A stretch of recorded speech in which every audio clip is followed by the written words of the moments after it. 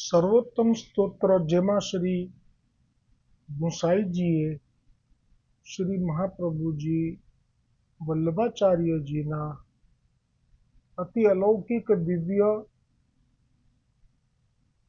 પરમ રહસ્ય યુક્ત 108 નામ પ્રગટ કરેલ છે.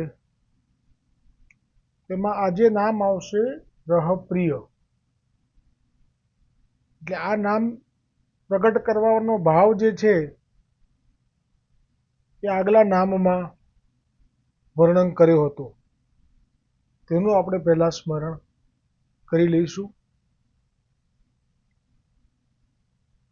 તો ગઈકાલે જે નામ આવેલું પુષ્ટિ લીલા કરતા, એમાં જ્યારે છેલ્લે કહ્યું કે કોઈ વાદી એવી શંકા કરે કે શ્રી મહાપ્રભુજી વલ્લભાચાર્યજી આપણા ભક્તોને તો કથા શ્રવણ દ્વારા પુષ્ટિ રસ લીલા અનુભવ કરાવો છો, પરંતુ આપ શ્રી વલ્લભાચાર્યજી આ પુષ્ટિ રસનો અનુભવ કઈ રીતે કરો છો? આવી આશંકા કોઈને થાય તો ત્યાં આ આશંકા દૂર કરવા માટે શ્રી મહાપ્રભુજી વલ્લભાચાર્યજીનું નામ શ્રી ગુસાઈજીએ પ્રગટ કર્યું તે રહપ્રિય. એટલે આજે કોઈ શંકા કરે, એમાં જે શંકા કરી છે કેવી છે તો કે મહાપ્રભુજી નિજ ભક્તોને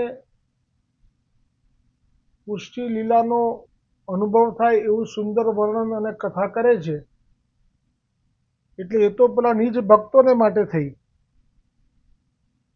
એ લોકોને લાભ મળ્યો, એ લોકોને આનંદ મળ્યો. પણ આપ પોતે ક્યારે આનંદ લે છે એનો, કે નથી લેતા? ત્યારે કહ્યું કે શ્રી ગુસાઈજીએ કે મહાપ્રભુજીનું એક નામ છે રહપ્રિય. રહપ્રિયનો અર્થ હવે શ્રી ગોકુલનાથજી વ્રજ ભાષામાં કહે છે. આ 80મું નામ છે, 80. કુલ 108 નામ છે. या को अर्थ अब कहत है जो श्री महाप्रभु जी वल्लभाचार्य जी आप कैसे हैं, जो पुष्टि पुरुषोत्तम की पुष्टि रसमयी लीला के अनुभव करण के लिए सदा एकांत स्थल में विराजनो प्रिय है जिनको. મહાપ્રભુજી વલ્લભાચાર્યજીના બેઠકજી એ જ્યાં જ્યાં પણ છે એ બધે મોટે ભાગે એકાંતમાં છે. એવી સુંદર જગ્યા હોય છે ત્યાં, એ સ્થળ એટલું સુંદર હોય છે, નયન રમ્ય, અને નગરથી શહેરથી દૂર હોય છે.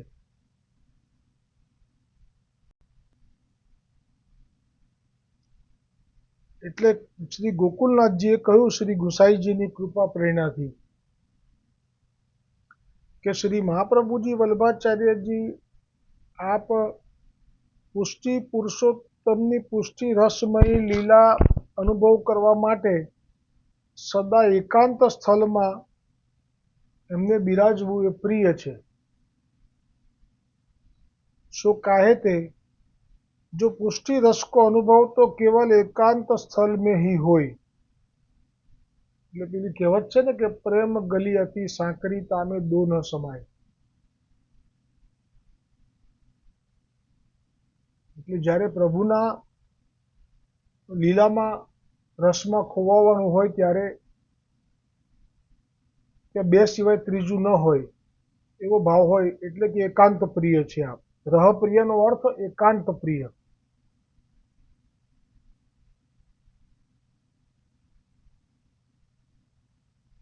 मन में भावत है, एकांत आपने प्रिय है.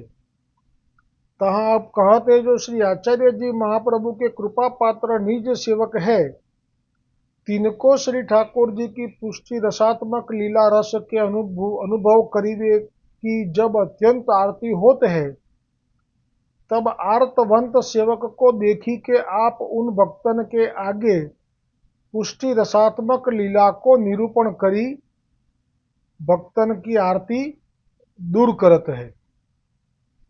सो काहेते जो पुष्टि मार्गीय भक्तन के आप निज पति है, यह जताई वे के लिए श्री आचार्य जी महाप्रभु को नाम श्री गुसाई जी कहत है भक्तेच्छा પૂર્વક। એટલે ખૂબ ઓછા જ વર્ણનમાં શ્રી ગોકુલનાથજીએ આ ટીકાનું વર્ણન કર્યું। કેમ તો કે આ જે રહપ્રિય નામ છે એનો અર્થ થાય છે એકાંત પ્રિય, પણ આપે એનું વર્ણન કેમ આટલું ટૂંકમાં કર્યું? તેનું કારણ એટલું જ છે કે મહાપ્રભુજી વલ્લભાચાર્યજીને ગોલોકમાં જ્યારે આ પ્રગટ થયા શ્રી મુખારવિંદથી, ત્યારે જે આજ્ઞા થઈ ગોવર્ધનનાથજીની કે આપ ભૂતલ પર જાઓ અને અમારા દૈવી જીવોને અંગીકાર કરી અને તેમને ગોલોક લાવો, એટલે આપ મહાપ્રભુજી વલ્લભાચાર્યજીનું ભૂતલ પર પધારવું એમાં મુખ્ય ઉદ્દેશ એ દૈવી જીવોનો અંગીકાર હતો। એટલે આપને પ્રિય એવું આ જે રહપ્રિય નામ છે જે, પણ એવું આપ એને જીવનમાં અમલ નથી કરી શક્યા, પરંતુ હા જ્યારે પણ એમને તાપ થતો ત્યારે એકાંતમાં ચાલ્યા જતા। એ તો વિરહ અગ્નિ નામ જે છે એમાં પણ આવી ગયું કે તે વખતે એ રહી ન શકતા, એટલે સ્વામીની સ્વરૂપ છે આપ એટલે ઠાકોરજીની સાથેની લીલાઓનું સ્મરણ કરી અને ક્યારેક રુદન કરતા, ક્યારેક ઉદાસ થઈ જતા, ક્યારેક મંદ મંદ સ્મિત કરતા, ક્યારેક એકદમ મુગ્ધ થઈ જતા, ક્યારેક મૂર્છિત થઈ જતા, પણ આ ક્ષણો બહુ ઓછી। કેમ તો કે આપને તો આજ્ઞા શિરોમાન્ય છે, એટલે આપે ગ્રહસ્થને પણ મહત્વ નથી આપ્યું। આપ ગોવર્ધનનાથજીની જે આજ્ઞા થઈ એને જ આપે આપમાં દ્રષ્ટિ કેન્દ્રબિંદુ સ્થાને રાખ્યું। એટલે રહપ્રિય નામ એટલા માટે પ્રગટ કર્યું કે કોઈ વાદી એટલે કે કોઈ વૈષ્ણવને એવી શંકા થાય કે ક્યારે મહાપ્રભુજી આ પુષ્ટિલીલા રસનો લાભ પોતે લેતા હશે, તો એટલા પૂરતું આ નામ પ્રગટ કર્યું। એટલો સુંદર ઉદાહરણ તરીકે પરમાનંદ સ્વામીના કનોજ ગામમાં મહાપ્રભુજી આપના સૌ વૈષ્ણવોના સાથે પધાર્યા, એ પ્રસંગનું સ્મરણ કરી અને આજે વર્ણન આમાં નથી, બહુ જ આટલું બસ પૂરું થઈ ગયું। આવતીકાલે નામ આવશે ભક્ત ઈચ્છા પૂર્વક, કારણ કે આપનું ભૂતલ ઉપર પ્રગટ થવું એ વૈષ્ણવો માટે છે, એટલે એ નામમાં વર્ણન આવશે બહુ જ બધું, પણ રહપ્રિયમાં ના આપ્યું ગોકુલનાથજીએ। કેવી રીતે રહપ્રિય રહી શકે? આપનો જીવ કેમ ચાલે? કોઈ જીવ રહી ના જાય, જે વખતે ભૂતલ પર જેટલા દૈવી જીવો છે એમાંથી એક પણ ના રહી જાય, આવું આપનું લક્ષ્ય હતું। પણ છતાંય આ પ્રસંગ મને બહુ જ પ્રિય છે કે આ પ્રસંગમાં આજે એટલા માટે લઈ શકાય કે આપે બધા ભક્તોની વચ્ચે પણ આ રહપ્રિયનો અનુભવ કરાવેલો સૌ વૈષ્ણવોને, આપના નિજજનોને। કૃષ્ણદાસ મેઘન હતા, પરમાનંદ સ્વામી હતા, પરમાનંદ દાસ, દામોદરદાસ હરસાણીજી હતા, એમની સામે એ પ્રસંગ લઈ લઈએ છીએ। પ્રથમ તો આ પટેલ બિરાજેલા છો, આપની સન્મુખમાં આપના સેવકો છે, અને આપના મુખથી ગોકુલનો મહિમા પ્રગટ થયો, અને આ મહિમા પ્રગટ થયો એની સાથે પરમાનંદ દાસને મનોરથ થયો કે મને ગોકુલમાં કાયમ માટે વાસ મળે, અને આપ તો કલ્પવૃક્ષ છો, કલ્પદ્રુમ એમ કરીને જેમણે સાખી આવેલી વલ્લભ કલ્પ ધ્રુમ ફલ્યો, એટલે જે માગો એ મળે। એમાં અલૌકિક માગે તો વલ્લભ બહુ પ્રસન્ન થઈ જાય। વ્રજ સંબંધી હોય તો વલ્લભ તરત જ સાથે લઈને ચાલવા જ લાગે, ચાલો વ્રત ચલો અત્યારે જ। પદ્મનાભદાસજીને પણ કે ચાલો વ્રત અત્યારે જ। પદ્મનાભદાસે કહેલું કે મેં બહુ પુરાણો વાંચ્યા છે બધા, તો મને આપ કંઈક એવી કૃપા વિચારો મારી પર કે મારું મન તરત જ દસમ સ્કંદના ભાગવતના શ્રી કૃષ્ણચંદ્રની લીલામાં સ્થિર થઈ જાય। તો તે વખતે તો મહાપ્રભુજીનું ભલે દેહ ગમે ત્યાં હોય પણ ચિત્ત આપનું વ્રજમાં હોય છે. જેમ કે આપ ભગવદ્ ગીતા જે સ્થાન પર કહેલી છતાં પણ આપે કોઈ એવી મર્યાદા ના પાડી કે અત્યારે અમે અમારા સેવકોની સાથે ભગવદ્ ગીતા યોગેશ્વર ભગવાને કહેલી તે સ્થાન ઉપર ઊભા છીએ અમે, તો અમારે મર્યાદા રાખવી જોઈએ, અમારે ભગવદ્ ગીતાનો જ વિષય વચનામૃત કરવા જોઈએ. કોઈ બંધન મહાપ્રભુજીને નડતું નથી. ત્યાં પણ આપે વેણુ ગીત યુગલ ગીતમાંથી કોઈ એક ગીતનું રસ લહાણ લૂંટાવ્યું, બધાને મૂર્છિત કરી દીધા. હવે ક્યાં ભગવદ્ ગીતા કહેલી તે જગ્યા અને ક્યાં યુગલ લીલાની વાતો ને મૂર્છિત થઈ જવું. અને એટલે તો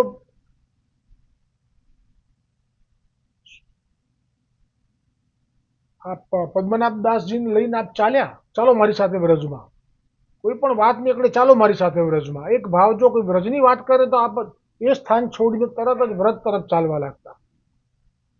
તો પદ્મનાભ દાસજીને વ્રજમાં લાવ્યા અને જે કર્ણાવલ ક્ષેત્ર છે ત્યાં યમુનાજી વહી રહ્યા છે, ત્યાં કિનારે ભેખડ છે એ તૂટી અને એમાંથી તાડ જેવું સ્વરૂપ પ્રગટ થઈ ગયું.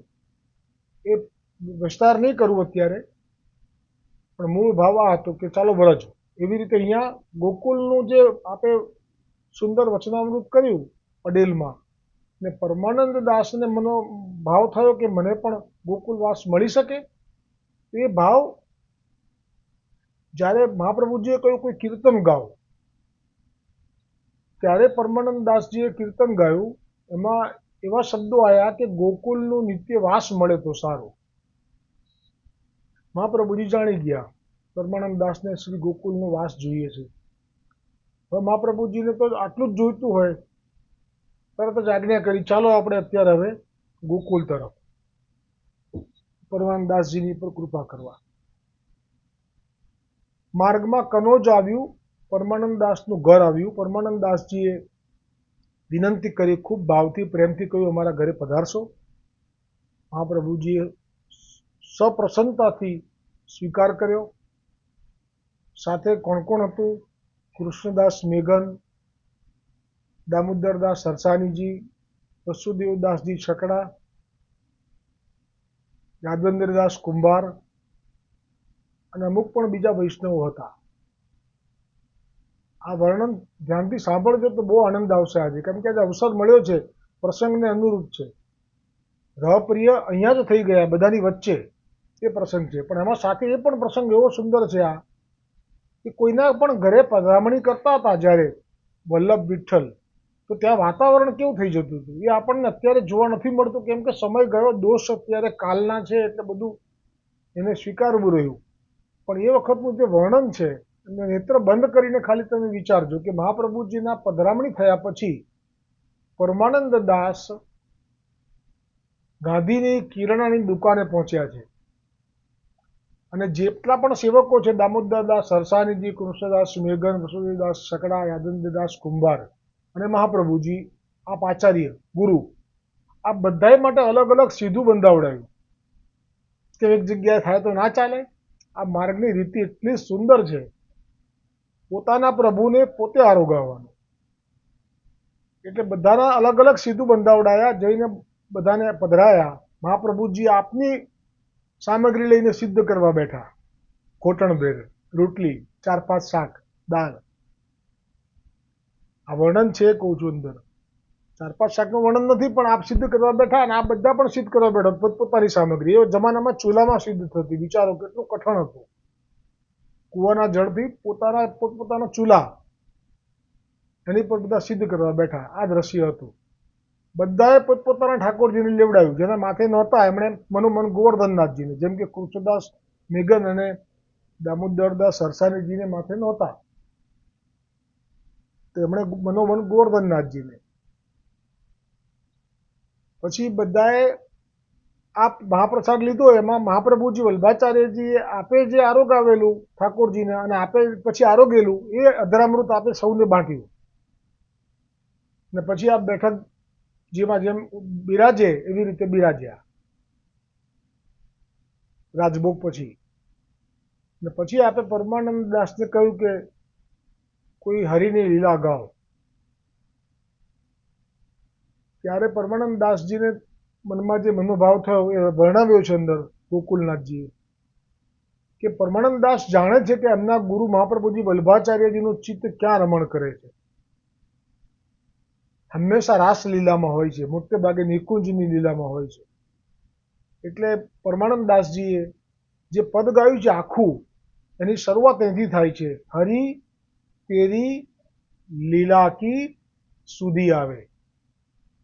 પછી આખું પદ ગાય એ પહેલા આટલું સાંભળતા જ મહાપ્રભુજી જે જગ્યાએ ગાદી તકિયા ઉપર બિરાજેલા હતા, એમાં આપ હવે આપની એ જે લીલા જે છે એમાં આપ સ્વામિનીજી છો અને આપ ઠાકોરજી માટે જે લીલાનું જે ધ્યાન છે એ લાગી ગયું ત્યાં, અને ત્યાં બેઠા બેઠા જ ગાદી ઉપર જ મૂર્છિત થઈ ગયા.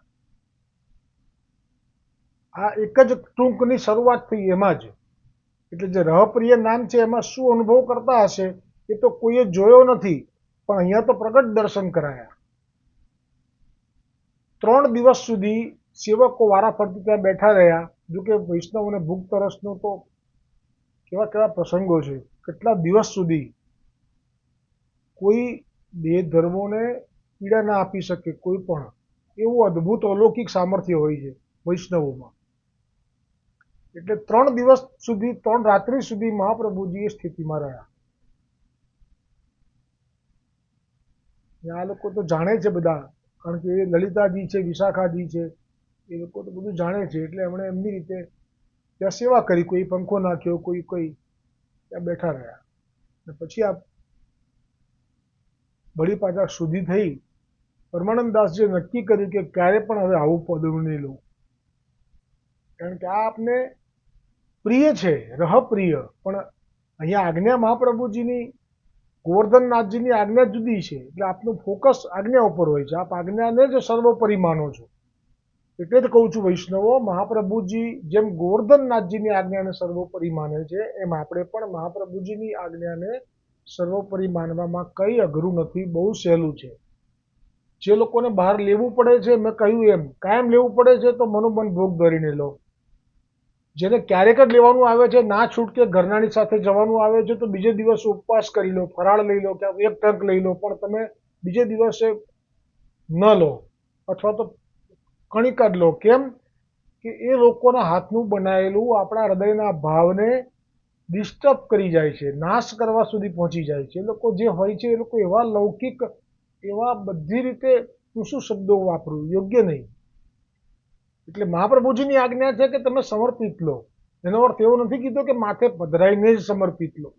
કેટલા બધા મેં કીધું ને, દામોદરદાસ, કૃષ્ણદાસ, ક્યાં સમર્પિત ધરીને? ઠાકોરજી તો છે જ નહીં.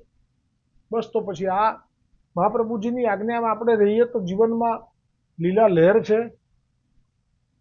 કોઈ, કારણ કે આજ્ઞામાં બળ મળે.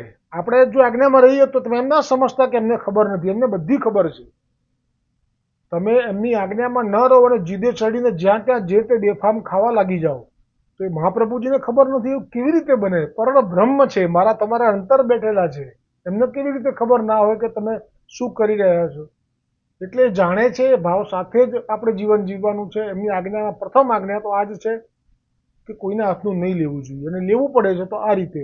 છેવટે ચરણામૃત ધરી નથી લીધું. હમણાં જે આવી ના જૈન છોકરી, એને ના સહન થયું તો લેવું પડ્યું, તો એણે લીધું ચરણામૃત ધરીને. અમુક જગ્યાએ લાહોરની પેલી છોકરીએ લીલા ચણા ખાઈને જીવન જીવી. આપણે એવું તો નથી કરવું ને. આપણે જે લેવું પડે છે લેવાનું, પણ મનોમન ધરીને લેવાનું. ચરણામૃત તો રાખતા જ નહીં અત્યારે આગ્રહ, કારણ કે એમાં વ્રજરાજ આવે છે, કોઈ માત્રા વધારે લઈ લે તો પાછું ઉલમાંથી ચૂલમાં પડી જાય, પથરી થઈ જાય. એવું ના કરતા. એ તો શ્રદ્ધા હતી અને એવો સમય હતો. અત્યારે તો આપણે મનોમન ભોગ ધરીને લેવું, આ મુખ્ય ભાવ રાખવો. અને બહાર બને ત્યાં સુધી ના લેવું, અને લેવું પડે તો મેં કહ્યું એમ ઉપવાસ કરવો. અને બીજું, સત્સંગ છોડવો નહીં. જેને માથે પ્રભુ છે, પુષ્ટ થયેલા કે પુષ્ટ થયા વગરના, આનંદ જ છે. જો સેવા લઈ રહ્યા છે તો માનો કે તમારું ઠાકોરજી અંગીકાર કરી રહ્યા છે. તો જેને સેવા છે એને તો લહેર છે, પણ એને પણ સત્સંગની આજ્ઞા છે. કેમ કે આજે કિશોરીબાઈ છે, એને તો આટલો બધો સાનુભાવ હતો કે ગોવર્ધનનાથે ઈશારો કર્યો તો સામે એણે પણ ઈશારો કર્યો, અને બધાએ જોયો અને ગુસાઈજીને પૂછ્યું અને કહ્યું કે હા, આ તો નંદાલયમાં બહુ લેવડાવ્યું છે ને, એ બધું યાદ આવ્યું ને એટલે આવું કર્યું. પણ તોય ગુસાઈજીએ કહ્યું તું કિશોરીબાઈને કે ભગવદીયનો સંગ તો તું ના છોડીશ. એટલે આપણે 84-252 વૈષ્ણવો ભગવદીઓના આશરે સત્સંગનો ભાવ નહીં છોડવો. બસ આ બે કરીએ પછી કોઈ દુઃખ નથી, આનંદ જ છે. કારણ કે કાળની પણ સામર્થ્ય નથી કે જો આપણી ઈચ્છા ના હોય તો આપણને લઈ જાય. હા, પણ આપણે તૂટી જઈએ, ભાંગી જઈએ તો ક્યારે ભાંગીએ? જ્યારે આપણે દેહને બગાડી નાખીએ, જે તે લઈ જેવું તેવું ખાઈને, અને પછી તો આમાં થાય કે હવે તો જઈએ તો સારું, તો પણ આપણે તો એક પગ અહીંયા છે તો બીજો લીલામાં છે. તો આવતીકાલે ભક્તેચ્છા પૂર્વક એ નામ ઉપર મહાપ્રભુજીનું આ નામ જે છે કે ભક્તોની ઈચ્છા કેવી રીતે પૂરી કરે છે એ ઉપર નામ પર ટીકા આવતીકાલે આવશે. બોલો શ્રી વલ્લભાધીશ કી જય હો, શ્રી ગોવર્ધનનાથ કી જય હો, શ્રી ગુસાઈજી પરમ દયાલ કી જય હો, શ્રી ગોકુલનાથ કી જય હો.